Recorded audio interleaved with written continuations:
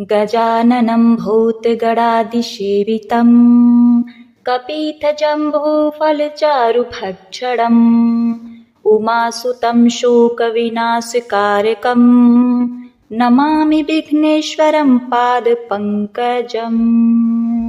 ओम श्री गणेशाय नमः। प्रिय भक्तों, आज ज्येष्ठ महीने के शुक्ल पक्ष की चतुर्थी तिथि है, जिसे विनायक चतुर्थी के नाम से जाना जाता है। और विनायक चतुर्थी के दिन विनायक चतुर्थी व्रत कथा अवश्य सुननी चाहिए। इससे भगवान गणेश की कृपा सदैव बनी रहती है। कहते हैं कि मनुष्य चाहे जितना भी व्रत उपवास क्यों न करे, किंतु जब तक श्री गणेश जी का आवाहन पूजन न किया जाए, तब तक किसी भी व्रत का पूर्ण फल प्राप्त नहीं होता। और जब श्री गणेश जी प्रसन्न होते हैं, तो धन धान से ही नहीं, बल्कि पुत्र पुत्री आरोग्य मान प्रतिष्ठा से घर को भर देते हैं। तो आइए आज हम सभी उन्हीं प्रथम पूज्य पार्वती नंदन श्री गणेश जी की कथा को बड़ी श्रद्धा तथा प्रसन्न चित्त मन से श्रवण करें, जिससे कि हमारी जो भी मनोकामना हो वो जल्द से जल्द पूर्ण हो। बहुत समय पहले की बात है, एक छोटा सा गांव था।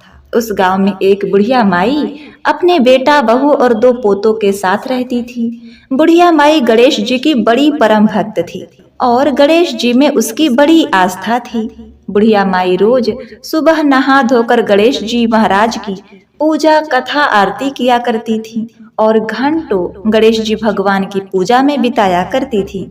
लेकिन बुढ़िया माई की बहू को बुढ़िया माई का गणेश जी का पूजन करना बिल्कुल भी पसंद नहीं था।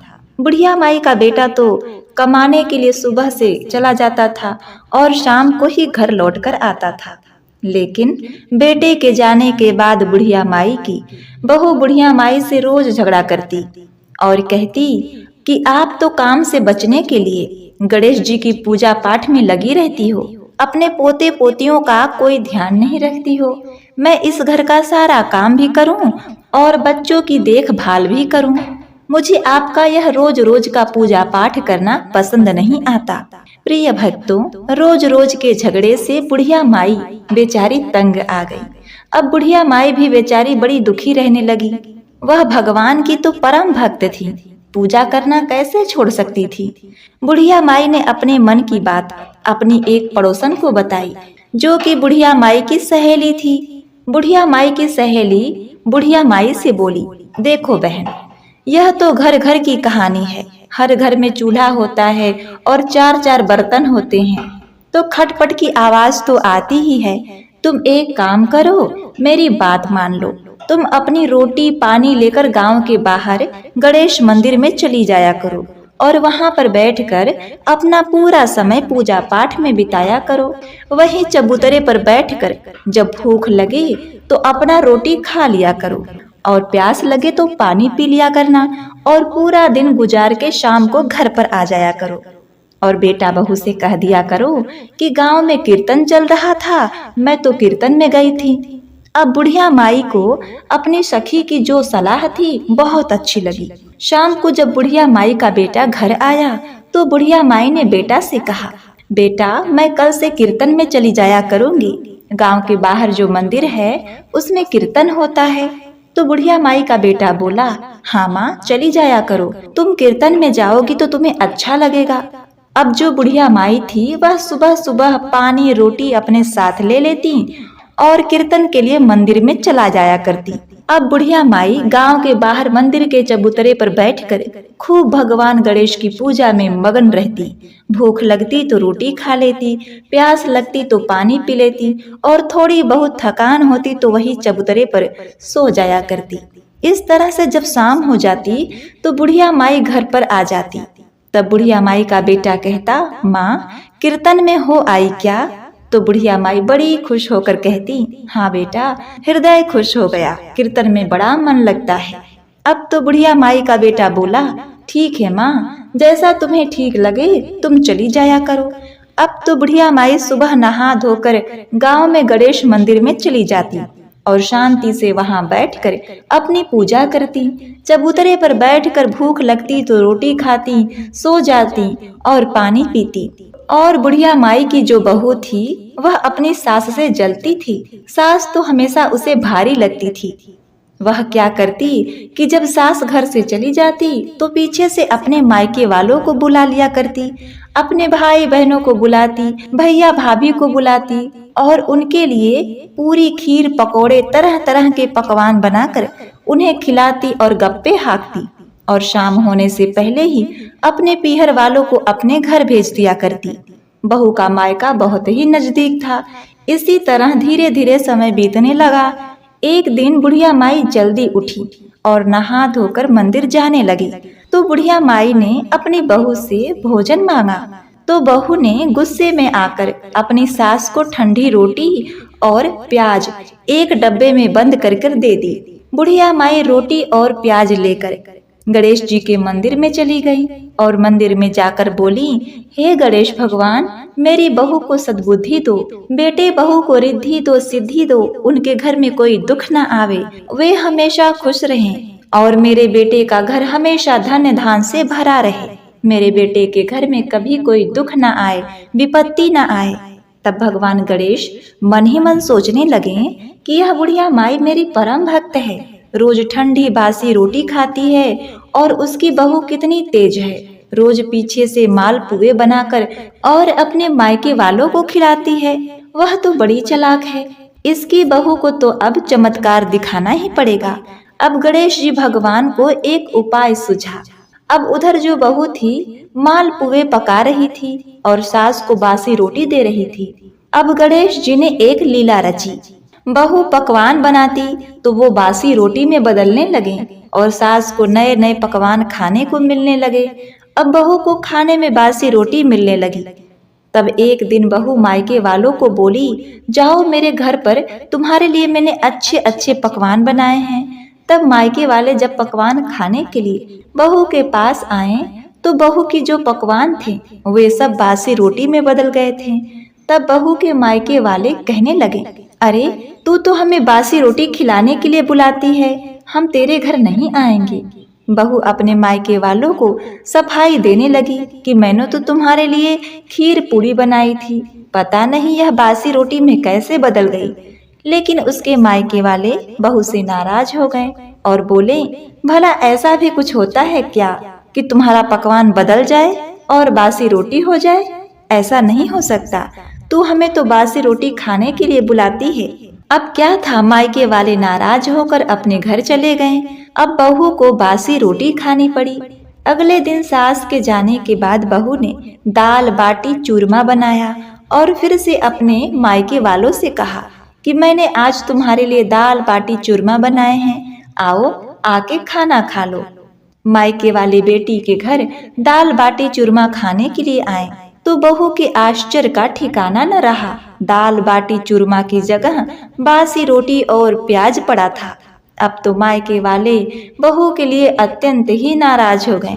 बोले कि तू तो झूठ बोलती है, तूने तो दाल बाटी चूरमा नहीं बनाया, तो हमें क्या भिखारी समझती है कि जो हम तेरे घर बासी खाना खाने आएंगे? हर रोज किसी से बुलावा भेजकर हमें यहाँ बुला लेती है और हम पागल की तरह यहाँ भागे भागे चले आते हैं। मायके वाले बहू को 4 बातें सुनाकर वहां से चले गए। अब उधर सास जब खाने को बैठी तो उसने अपनी खाने की पोटली खोली तो उसमें दाल बाटी चूरमा मिला। अब सास को भी समझ में नहीं आ रहा था कि यह आजकल बहू को क्या हो गया है, नए नए पकवान खाने को दे रही है। साथ ही उसने सोचा कि शायद मैं रोज कीर्तन का नाम लेकर घर से बाहर आती हूँ, इसीलिए मेरी बहू अब खुश रहती है।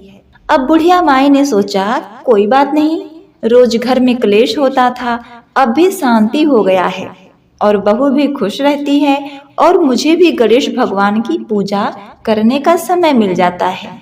तब एक दिन बुढ़िया माई की बहू ने अपने पति से बोली कि देखो जी, मैं रोज पकवान बनाती हूँ और वह बासी रोटी में बदल जाते हैं, पता नहीं क्या तुम्हारी माँ कोई जादूगरनी है क्या? वह हर रोज कोई टोना टोटका करती है और इसीलिए मेरे पकवान बासी रोटी में बदल जाते हैं। तो बुढ़िया माई का बेटा अपनी पत्नी से बोला, अरे भाग्यवान, मेरी माँ ऐसा भला क्यों करेगी? दूसरे दिन बुढ़िया माई का बेटा काम पर जाने की कहकर अपने घर के पीछे छिपकर बैठ गया कि देखता हूँ कि मेरी पत्नी झूठ बोलती है या सच। सच जानने के लिए छिपकर बैठ गया और यह बात उसने अपने पत्नी से नहीं बताई। अब बुढ़िया माई जब कीर्तन का नाम लेकर जाने लगी तो बहू ने फिर से बासी रोटी और प्याज कपड़े में बांधकर बुढ़िया माई को दे दी। बुढ़िया माई खुशी खुशी ठंडी रोटी और प्याज लेकर चली गई।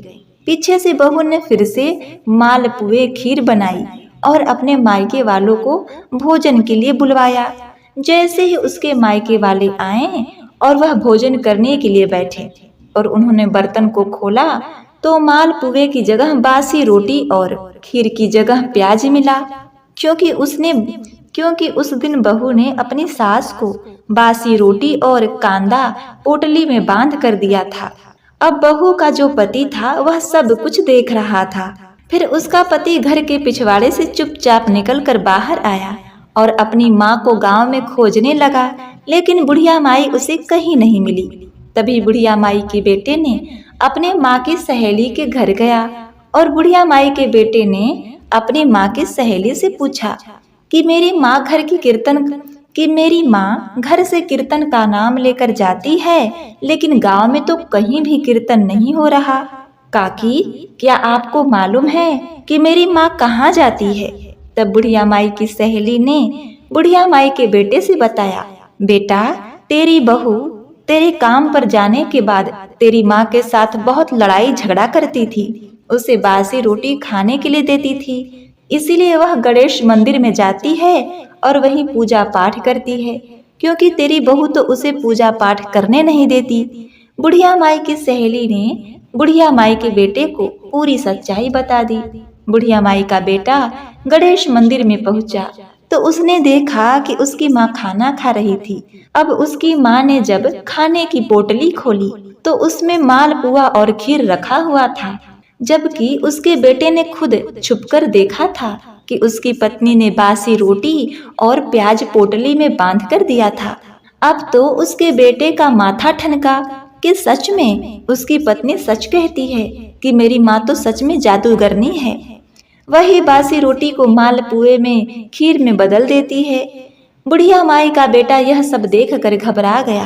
अब उधर स्वर्गलोक में बैठे हुए गणेश भगवान यह देखकर सोचने लगे कि बेटा तो अब अपनी माँ को ही गलत समझ रहा है। अगर यह मेरी भक्त को गलत समझ लेता है तो मेरी भक्ति पर कौन विश्वास करेगा। तभी गणेश जी भगवान वहाँ प्रकट हो गए और बुढ़िया माई ने गणेश भगवान के चरण पकड़ लिए और पीछे खड़ा बुढ़िया माई का बेटा यह सब देख रहा था। गणेश भगवान ने बुढ़िया माई से कहा, बुढ़िया माई, मैं तेरी पूजा से अति प्रसन्न हूँ, तू अपने लिए कोई वरदान मांग ले। तब बुढ़िया माई बोली, हे गणेश जी, हे भगवान, मरने से पहले मुझे आपने अपने दर्शन दे दिए, तो अब मुझे जीवन में क्या चाहिए प्रभु? अगर आप देना ही चाहते हैं तो मेरे बहू बेटों को दीजिए, मेरे बहू को सद्बुद्धि दो, मेरे बेटे को तरक्की दो, मेरा घर अन्न धन से भरा रहे, मेरे घर में दुख क्लेश कभी न फटके, मेरे नाती पोते सदा बरकत करें और वह अपने भविष्य में आगे बढ़ें, यही आशीर्वाद दीजिए। गणेश भगवान बुढ़िया माई से बोले, बुढ़िया माई, अपने लिए भी तो कुछ मांग, अभी भी तूने बहू बेटों के लिए ही मांगा है। और तब बुढ़िया माई कहने लगी, बहू बेटों के लिए मांग लिया वही बहुत है, मैं अपने लिए भला क्या मांगूंगी।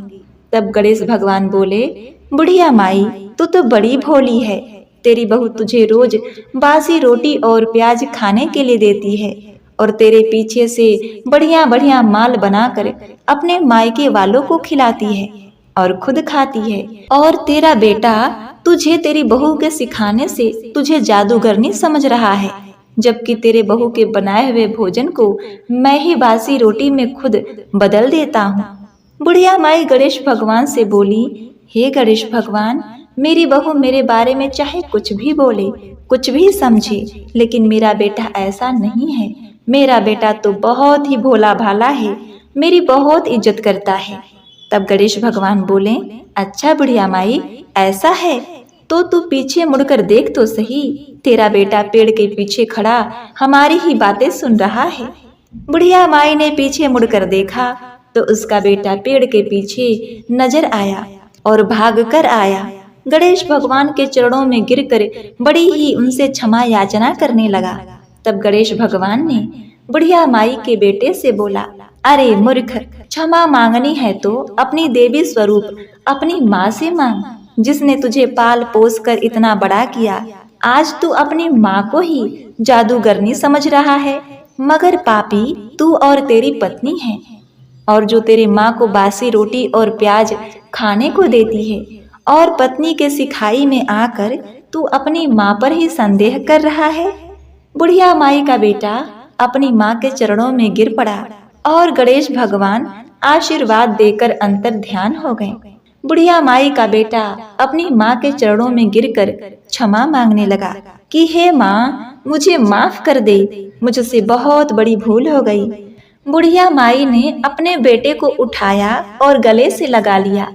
अब बुढ़िया माई का बेटा अपनी माँ को लेकर घर आ गया और अपनी पत्नी की पिटाई करने लगा, लेकिन उसकी माँ ने उसे ऐसा करने से रोक लिया और अपने बेटे से कहा, बेटा, बहू तो घर की लक्ष्मी होती है। अब बहू को अपनी गलती पर पश्चाताप हुआ। अब बुढ़िया माई का बेटा बहू सब मिलजुल कर गणेश जी की पूजा करने लगे। अब तो बहू को भी विश्वास हो गया था कि उसकी सासू माँ कितनी सच्ची हैं। उनकी लगन इतनी अच्छी है, पूजा पाठ करने से कोई जादूगरनी नहीं बनता। जो पूजा पाठ करते हैं वह सब तो साक्षात भगवान की कृपा होती है। अब बहू को अपनी गलती का बड़ा पश्चाताप हुआ। कहते हैं कि जिसको गलती करने पर पछतावा होता है तो उसे भगवान भी क्षमा कर देते हैं। अब बहू अपनी सास की खूब सेवा करने लगी। बहू बेटे दोनों माँ की हर इच्छा पूरी करने लगे। अब जो बुढ़िया माँ की बहू थी वह पूरी तरह से बदल चुकी थी। वह तो साक्षात घर की लक्ष्मी हो गई और गणेश जी की कृपा से बहू बेटों के घर में अन्न धन के भंडारे भर गए। तो एक बार प्रेम से बोलिए श्री गणेश भगवान की जय। आइए प्रिय भक्तों, अब सुनते हैं विनायक चतुर्थी व्रत कथा। इसके बाद आप सुनेंगे चौथ माता की कथा। बहुत समय पहले की बात है। एक नगर में एक निर्धन ब्राह्मणी रहा करती थी। उसके पति की समय से पहले ही मृत्यु हो गई थी। उसका एक 5 साल का पुत्र था। उसकी सास बड़ी ही कठोर हृदय वाली थी। उसे तरह तरह से प्रताड़ित करती थी। एक दिन सास ने बहू और पोते को घर से निकाल दिया, क्योंकि उसे ऐसा ही लगता था कि उसकी बहू अभागन है। उसकी वजह से उसके पुत्र की मृत्यु हो गई। अब क्या था, वे दोनों रोते बिलखते चलते चलते एक जंगल में जा पहुंचे। अब चलते चलते उन्हें थकान हो जाती है तो वे एक बड़े से पेड़ के नीचे बैठ गए। वहां से थोड़ी ही दूर पर एक गणेश जी का मंदिर था। वहां बहुत से लोग गणेश जी के दर्शन करने आते थे। दर्शन करके गणेश जी को प्रसाद चढ़ाते थे। फिर वह प्रसाद सबको बांट देते थे। इस प्रसाद से माँ बेटे का गुजारा होने लगा। उन्हें थोड़ा बहुत खाने को मिलता और पेट की आग शांत हो जाती। और इस प्रकार दोनों गणेश जी की पूजा पाठ में लगे रहते थे। एक दिन की बात है, ब्राह्मणी अपने बच्चे के साथ रात्रि में सो रही थी। तभी उसे स्वप्न में भगवान गणेश जी ने दर्शन दिए और कहा, हे पुत्री, तुम्हारी निर्धनता जल्द ही दूर हो जाएगी। विनायक चतुर्थी का व्रत करो और साथ ही जंगल से ढेर सारे फूल लाकर उसकी मालाएं गूंथ कर उसे मंदिर के पास ही श्रद्धालुओं को बेचो। इस प्रकार तुम्हें आय की प्राप्ति होगी और दिन पर दिन तुम्हारी तरक्की होगी। अब क्या था, जब सुबह होता है तो उस ब्राह्मणी ने यह बात अपने पुत्र को बताया। तो पुत्र ने कहा, माँ, ये तो बहुत अच्छी बात है। जब गणेश बाबा आपको दर्शन दिए हैं तो हमें अवश्य ही फूल तोड़कर मालाएं बनाकर उन्हें बेचना चाहिए। वे हर रोज जंगल से फूल लाकर उसकी माला बनाकर बेचने लगे। साथ में पूजा की सामग्री और प्रसाद भी बेचने लगे। इससे उनको आमदनी होने लगी। गणेश जी की अनुकंपा से आमदनी बढ़ने लगी और उस ब्राह्मणी ने विनायक चतुर्थी का व्रत भी किया। गणेश भगवान की कृपा से जल्दी ही उन्होंने एक बड़ा सा मकान भी बनवा लिया और दुकान भी बना लिया। इसी प्रकार से कुछ वर्ष बीत जाते हैं और वह ब्राह्मणी का पुत्र बड़ा हो जाता है, युवा अवस्था हो जाती है, वह विवाह योग्य हो जाता है। ऐसे ही एक दिन की बात है, एक राजा की लड़की मंदिर में रोज पूजा करने आती थी। ब्राह्मणी के बेटे को देखकर राजकुमारी उस पर मोहित हो गई और उससे विवाह करने की सोचने लगी। उसने अपने भाभी से अपने सारे मन की बात कही। भाभी भी अनुभवी थी। उसने कहा, यह तो एक ब्राह्मण माली का बेटा है और तुम एक राजा की बेटी हो। यदि तुमने उससे विवाह किया तो तुम्हारी बहुत ही बदनामी होगी। पर राजकुमारी अपनी बात पर अड़ी रही। उसने कहा, मैंने तो प्रतिज्ञा कर ली है कि उसी से विवाह करूंगी। भाभी ने घर जाकर सारी बात राजा को बता दी। राजा ने मना नहीं किया क्योंकि राजा स्वयं गणेश भगवान का भक्त था और विवाह के लिए तैयार हो गया। उन्होंने बड़े धूमधाम से बेटी का विवाह माली अर्थात ब्राह्मणी के पुत्र के साथ कर दिया। ब्राह्मणी ने सबसे पहले बेटे बहू को गणेश जी के मंदिर में ले जाकर पूजा पाठ करवाया और गणेश जी का आशीर्वाद दिलवाया। इसके बाद पूरे नगर में यह बात फैल गई कि गणेश जी की पूजा करने से सब दुख कष्ट दूर हो जाते हैं। यह बात सुनते ही नगर के सभी लोग मंदिर आने लगे। ब्राह्मणी और उसके बेटे की बिक्री और भी अधिक बढ़ गई। अब देखिए भगवान श्री गणेश की महिमा। उधर उसकी सास के बुरे दिन आ गए। अन्नदाता उससे रूठ गए और वह भूखों मरने लगी। एक दिन वह रोती धोती उसी गणेश जी के मंदिर में जा पहुंची और वहां मालिन के बेटे से बोली, बेटा मैं बहुत ही भूखी हूं, मुझे रोटी कपड़ा दे देना, इसके बदले में मैं तुम्हारा सारा काम कर दूंगी। लड़के को दया आ गई और उसे काम पर रख लिया। उसने अपनी दादी को नहीं पहचाना। जब ब्राह्मणी घर आई तो उसने अपने सास को तुरंत ही पहचान लिया। वह अपने सास से बोली, सासू माँ आप यहाँ कैसे? सास ने पोते की तरफ इशारा करते हुए कहा, मेरी इस सेठ के यहाँ नौकरी लग गई है। बहू बोली, यह आपका पोता है माँ जी, और यह घर भी आपका है, यह दुकान भी आपकी है। जब आपने हमें घर से निकाला तब गणेश जी ने हमारी रक्षा की। बहू की बात सुनकर सास बोली, मेरी करनी मैंने भोग ली बेटा। बहू बोली, सासू जी अब आप हमारे यहाँ रहो और पोते का सुख देखो। हे गणेश जी महाराज, जैसा सुख आपने उस ब्राह्मणी को दिया वैसा ही सुख सबको देना। इस विनायक चतुर्थी के व्रत को सुनने वाले, कहने वाले और हुंकारा भरने वालों को जय शिव शंकर, जय गणेश भगवान। प्रिय भक्तगणों, अब आइए सुनते हैं सबसे महत्वपूर्ण कथा, विनायक चतुर्थी की दूसरी कथा। पौराणिक कथा के अनुसार एक बार भगवान शिव तथा माता पार्वती नर्मदा नदी के किनारे बैठे हुए थे। वहां माता पार्वती ने भगवान शिव से समय व्यतीत करने के लिए चौपड़ खेलने को कहा। शिव चौपड़ खेलने के लिए तो तैयार हो गए, परंतु इस खेल में हार जीत का फैसला कौन करेगा, यह प्रश्न उनके समक्ष उठा।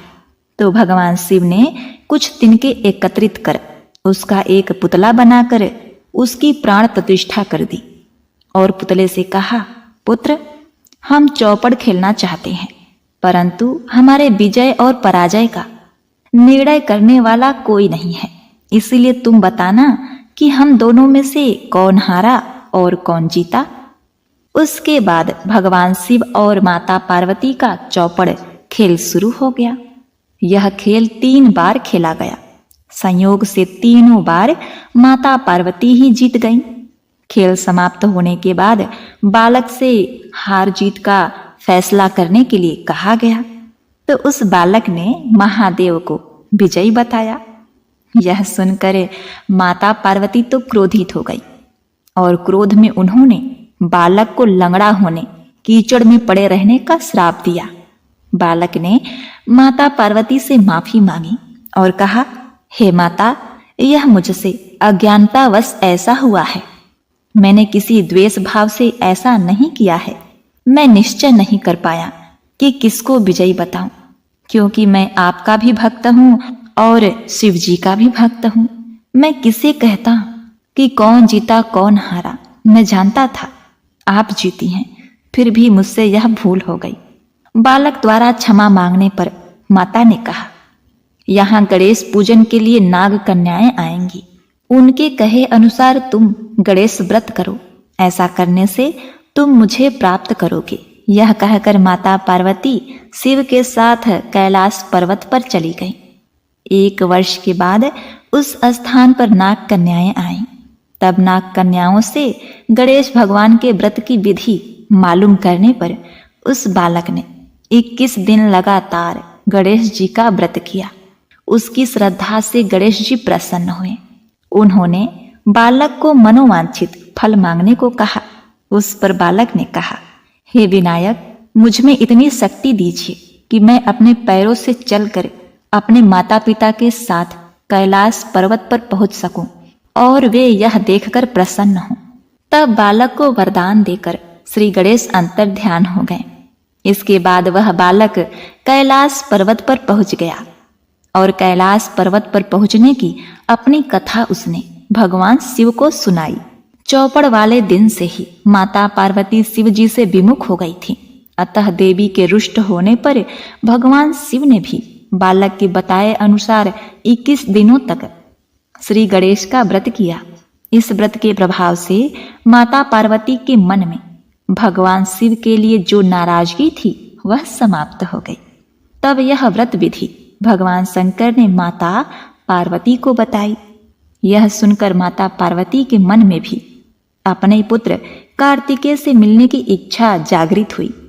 तब माता पार्वती ने भी 21 दिन तक श्री गणेश का यह व्रत किया तथा दुर्वा, फूल, लड्डुओं से गणेश जी का पूजन अर्चन किया। व्रत के 21वें दिन कार्तिकेय स्वयं माता पार्वती से मिलने आ पहुंचे। उस दिन से श्री गणेश चतुर्थी का यह व्रत समस्त मनोकामनाओं की पूर्ति करने वाला व्रत माना जाता है। इस व्रत को करने से मनुष्य के सारे कष्ट दूर होकर मनुष्य को समस्त सुख सुविधाएं प्राप्त होती हैं। पार्वती पते हर हर महादेव।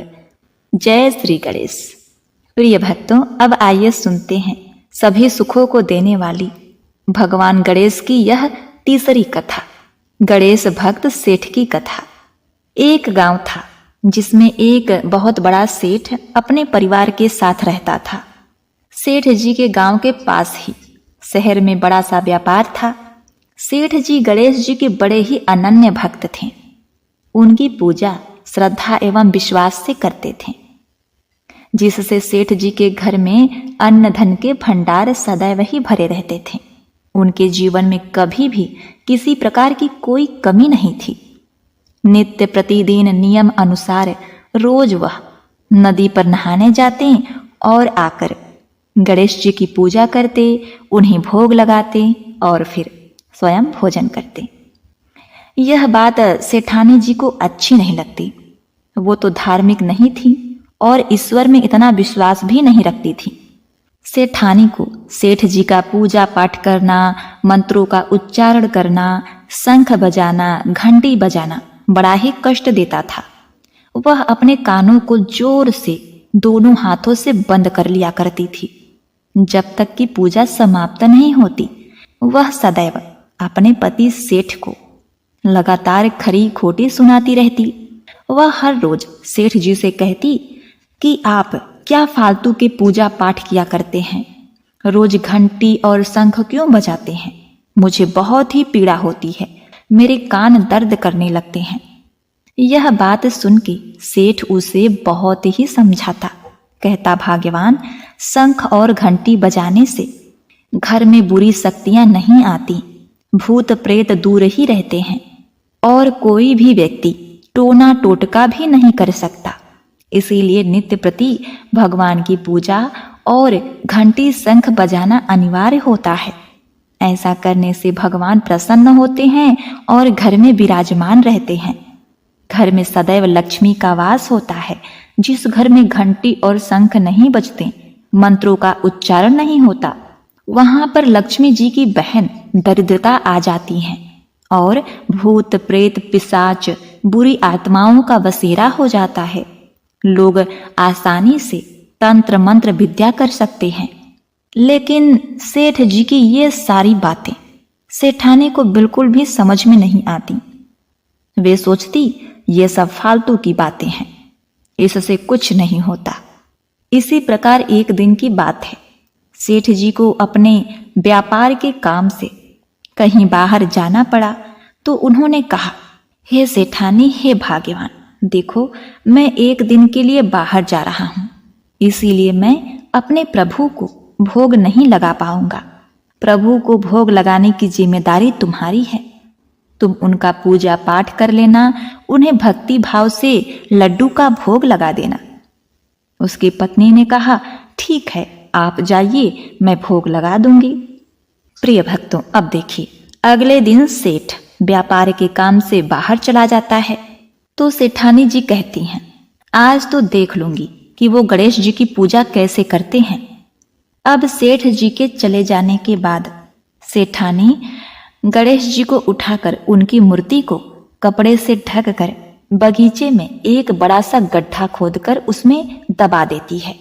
जब सेठ व्यापार से वापस आता है तो वह अपने घर में गणेश जी की मूर्ति नहीं देखता है तो वह व्याकुल हो जाता है और रोने छटपटाने लगता है। उसने अपनी पत्नी से पूछा कि मेरे भगवान, मेरे प्रभु कहाँ हैं? उसकी पत्नी ने कहा, मुझे क्या पता आपके प्रभु कहाँ हैं। मैंने तो आपके कहे अनुसार उनको भोग लगाया और पर्दा लगाकर उन्हें सुला दिया। अब देखिए आपके भगवान कहाँ चले गए, मुझे तो नहीं मालूम। यह सब सुनने के बाद सेठ को पूरी तरह से विश्वास हो गया कि जरूर सेठानी ने ही मेरे भगवान को कहीं फेंक दिया है। अब सेठ दिन रात भूखा प्यासा रहने लगा, क्योंकि उसके प्रभु भी भूखे थे। इसीलिए सेठ जी ने अन्न जल का भी त्याग कर दिया और गणेश जी से प्रार्थना करने लगे, हे प्रभु, लगता है आप मुझसे रुष्ट हो गए हो और कहीं चले गए हो। आप अपनी कृपा दृष्टि मुझ पर बरसाइए। ये प्रभु, मुझे दर्शन दीजिए। सेठ जी ने मन ही मन सोचा कि जब तक आप मुझे मिल नहीं जाते, मुझे दर्शन नहीं देते, तब तक मैं अन्न जल का त्याग करता हूं। उस दिन पूरा दिन निकल गया। रात्रि में सेठ जी की भक्ति से प्रसन्न होकर भगवान श्री गणेश ने उन्हें सपना दिखाया।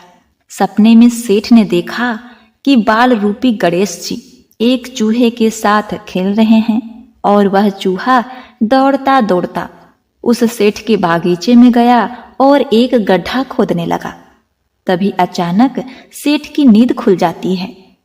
सेठ जी बागीचे में दौड़े दौड़े जाते हैं और वहीं पर खोदने लगते हैं जहां उन्होंने सपनों में देखा था। वहीं से उनको थोड़ी सी जमीन खोदने पर कपड़े में लिपटे हुए गणेश जी की मूर्ति मिल जाती है। सेठ जी गणेश जी की मूर्ति की पूजा करके उनको स्थापित करते हैं और सेठानी से पूछने लगते हैं। सेठानी ने सारा वृत्तांत उन्हें सुना दिया। तभी अचानक से सेठ जी के घर एक बालक आता है। कहता है, सेठ जी, आपने गणेश जी को तो भोग लगा दिया, मुझे प्रसाद नहीं दोगे? सेठ जी कहते हैं, पुत्र अभी रुको, मैं तुम्हें प्रसाद लेकर आता हूं। जैसे ही सेठ सेठानी अंदर प्रसाद लेने गए, जब वापस आए तो देखा कि वह बालक नहीं है और गणेश जी की प्रतिमा से आश्चर्यजनक प्रकाश निकल रहा है। यह देखकर दोनों समझ गए कि स्वयं गणेश जी उन्हें दर्शन देने के लिए बालक के रूप में उनके घर पधारे थे। अब यह नजारा देखकर सेठानी के मन में और हृदय में भगवान के प्रति सच्ची श्रद्धा उत्पन्न हो जाती है। वह भगवान श्री गणेश से बहुत ही क्षमा याचना करती है और कहती है, हे प्रभु, मैं आपका नित्य प्रति पूजा किया करूंगी, व्रत करूंगी, उपवास करूंगी, मेरे गलती के लिए मुझे क्षमा करना। इस प्रकार वह सेठानी भगवान श्री गणेश जी की भक्त बन जाती है और सेठ जी से कहती है, मुझसे बड़ा अपराध हो गया है, अब हम दोनों पति पत्नी गणेश जी भगवान की आराधना करेंगे, उनकी पूजा में कभी कोई कमी नहीं होने देंगे। यह सुनकर सेठ भी अत्यधिक प्रसन्न हो जाता है और दोनों पति पत्नी गणेश भगवान को धन्यवाद करते हैं और इस प्रकार कुछ वर्षों बाद सेठानी का एक पुत्र जन्म लेता है। इस प्रकार सेठ और सेठानी का जीवन सुखमय और आनंद पूर्वक गुजरने लगता है। जय हो गणेश भगवान। जैसी अनुकंपा आपने सेठ सेठानी के ऊपर बनाए रखी, वैसी अनुकंपा अपने भक्तों पर बनाए रखना। ओम गं गणपतये नमः। प्रिय भक्तगणों, अब आइए सुनते हैं गणेश जी की आरती। जय गणेश जय गणेश जय गणेश देवा, माता जकी पार्वती पिता महादेवा, एक दंत दयावंत चार भुजाधारी, माथे सिंदूर सोहे मूस की सवारी। जय गणेश जय गणेश जय गणेश देवा, माता जकी पार्वती पिता महादेवा, पान चढ़े फूल चढ़े और चढ़े मेवा, लड्डुअन का भोग लगे संत करे सेवा। जय गणेश जय गणेश जय गणेश देवा, माता जकी पार्वती पिता महादेवा, अंधन को आँख देत कोढ़िन को काया, बाझन को पुत्र देत निर्धन को माया। जय गणेश जय गणेश जय गणेश देवा, माता जकी पार्वती पिता महादेवा, सूर श्याम शरण आए सफल कीज सेवा, माता जकी पार्वती पिता महादेवा। जय गणेश जय गणेश जय गणेश देवा, माता जकी पार्वती पिता महादेवा, दीनन की लाज रखो शुभ सुतकारी, कामना को पूर्ण करो ताऊ बलिहारी। जय गणेश जय गणेश जय गणेश देवा, माता जकी पार्वती पिता महादेवा। कर्पूर गौरम करुणावतारम, संसार सारम भुजगेन्द्रहारम, सदा वसन्तं हृदयारविन्दे, भवं भवामि सहितं नमामि। ओम गणेशाय नमः। हे गणेश भगवान, आप अपने सभी भक्तों पर कृपा दृष्टि बनाए रखिए देव। आप सबका शुभ करें, सबका मंगल करें। इस चैनल को सब्सक्राइब, लाइक और शेयर। इस कथा को भक्ति भाव से सुनने वाले अपने भक्तों पर कृपा दृष्टि सदैव बनाए रखिएगा। जय श्री गणेश।